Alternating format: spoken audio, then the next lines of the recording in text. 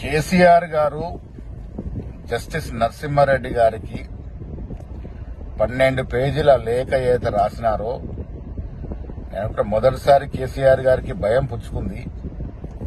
చేసిన తప్పిదాలు బయటకు వస్తున్నాయని, తనకు శిక్ష పడుతుందేమోనటువంటి భయం ఆయనలో వ్యక్తమైనట్టుగా ఈ 12 పేజీల లేఖ ద్వారా అర్థమవుతా ఉంది.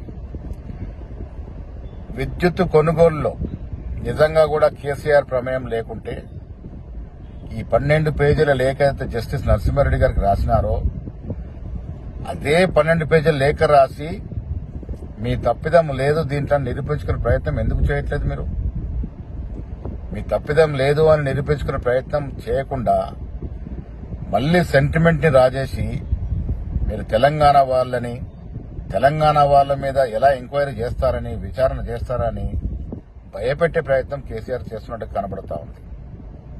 తెలంగాణ వారైనా ఆంధ్ర వారైనా తెలంగాణ సొమ్ము దుర్వినియోగం అయితే తప్పకుండా చర్యలు ఉండాల్సిందేది ప్రజలు కోరుకుంటున్న విషయం.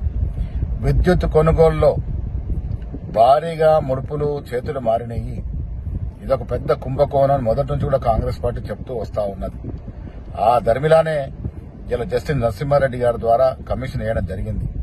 ఎవరెవరైనా దోషులకి నోటీసులు ఇచ్చినారో వారంతా కూడా కమిషన్ దగ్గరికి వచ్చి నిజంగా మీరు తప్పు చేయకుండా ఉండుంటే, మీ ప్రమేయం లేకుండా ఉండుంటే మీరు అవి దులుపుకోవాల్సింది పోయి రివర్స్ గా లెటర్లు రాస్తూ భయపెట్టే ప్రయత్నం ఏదో చేస్తా ఉన్నారో దానివల్ల కేసీఆర్ చేసినటువంటి తప్పిదం ఆయనకు భయం పుట్టుకుందనేటువంటి మాట స్పష్టమవుతా ఉంది.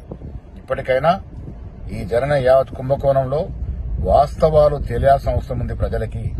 ప్రజలు కూడా కాంగ్రెస్ ప్రభుత్వాన్ని, రేవంత్ రెడ్డికి అదే కోరుతా ఉన్నారు.